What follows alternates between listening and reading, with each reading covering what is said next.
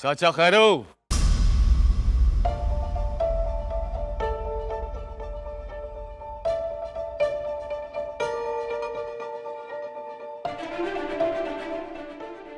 खैर है बाबा, ये क्या है?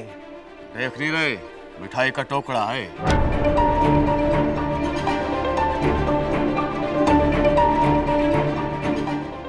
मिठाई का टोकरा? अपने छोटे शाहजी ने भेजी है। वो खुद भी आए हैं, बाहर गाड़ी में बैठे हैं। जाओ जाकर मिल लो। बिस्मिल्लाह बिस्मिल्लाह, कीड़ी घर न रहना है। शाहजी कोई जरूरी काम था तो मेरे को बुला लेते। इस गरीब के घर में आने की तकलीफ क्यों किया है आपने?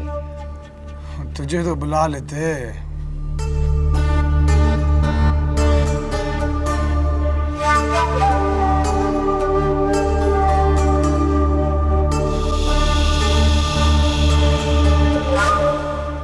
मगर इसे देखने तो फिर भी आना पड़ता ना।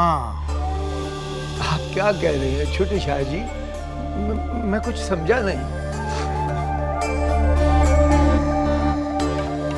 तेरी धी बहुत खूबसूरत है खैरू।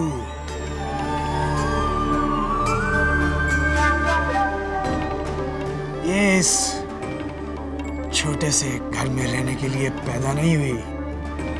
इसे तो किसी महल में होना चाहिए। हमने इससे निकाह करने का फैसला कर लिया है।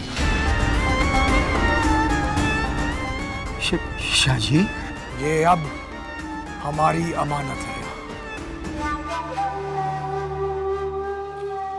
2-4 दिनों में मैं आऊंगा मौलवी लेकर और निकाह करके इसे ले जाऊंगा। पर छोटे शाहजी, हमारी तो आपकी जूतियों में बैठने की भी हैसियत नहीं है। फिर आप बस, हमने फैसला कर लिया है और तू तो जानता है हमारा फैसला पत्थर पे लकीर होती है। छोटे शाहजी, मेरी धी नुमानी तो मंगी हुई है। तू अच्छी तरह जानता है। मखदूमाबाद पर ही नहीं, यहाँ पर रहने वालों पर भी हमारा हक है। और हम आज अपना हक लेने आए हैं।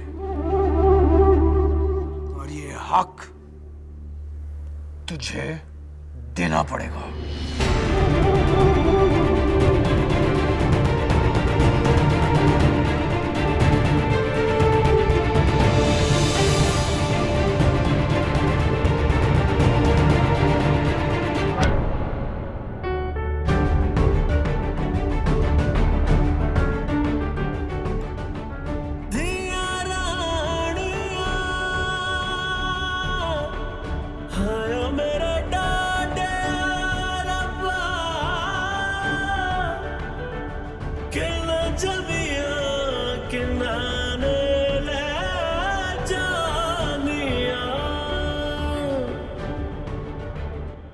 अगर तुम कहो तो मैं किसी और वकील से बात करके देखूं?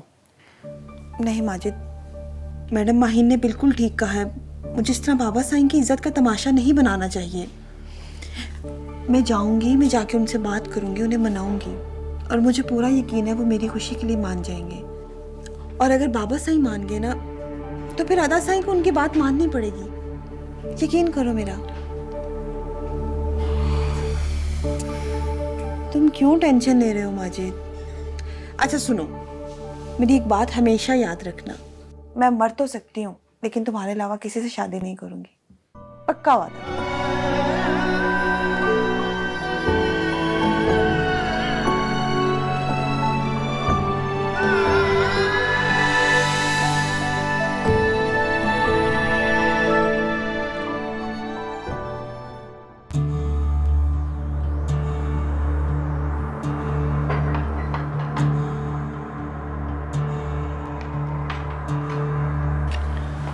झाड़ लाना।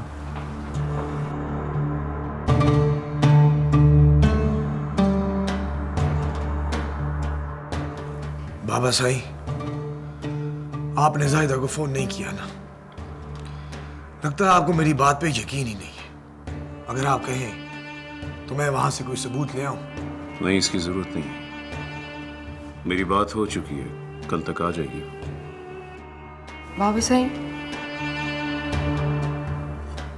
जायदा तो आ जाएगी, मगर आप छोटे साईं से पूछें आजकल किस लड़की के ख्वाब देख रहे हैं। किस लड़की की बात कर रही हो तुम? बाबू सही, ये तो अब छोटे साईं बताएंगे। अच्छा किया तुमने जो बाबा साईं के सामने ये बात करके मेरी मुश्किल आसान कर दी। बाबा साईं, मैं दूसरा निकाह कर रहा हूं।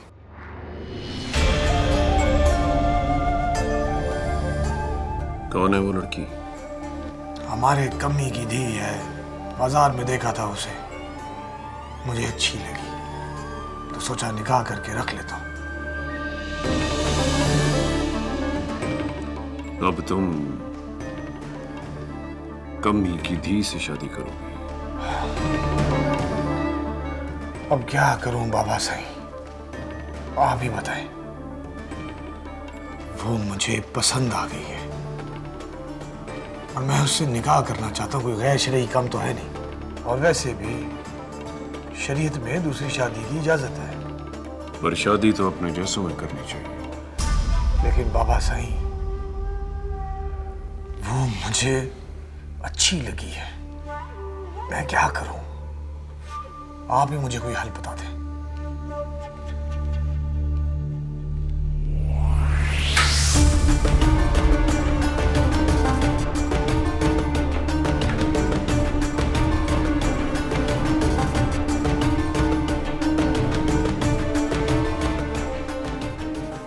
बाबा साईं, मैं उससे निकाह करूंगा, लेकिन वो कभी आपके बराबर नहीं बैठेगी। जो इस घर में जगह बेनजीर की है, वो जगह मैं उसे कभी नहीं दूंगा। मैं तो बस उसे जायज तरीके से हासिल करना चाहता हूं। आपको तो मेरी तारीफ करनी चाहिए। आप हमारी उम्र के लौंडे देखे खानदान में, वो क्या कुछ नहीं करते। और वैसे भी 3 साल हो गए मेरी शादी को, बेनजीर ने मुझे वारिस नहीं दिया, तो बताएं मैं क्या करूं? दूसरी शादी करने का तो हक है ना मेरा। आप बेफिक्र रहें बाबा साईं, मैं उसे हवेली लेकर नहीं आऊंगा, आपकी नजर भी नहीं पड़ेगी उस पर। आप बस मुझे निकाह की इजाजत दे दें।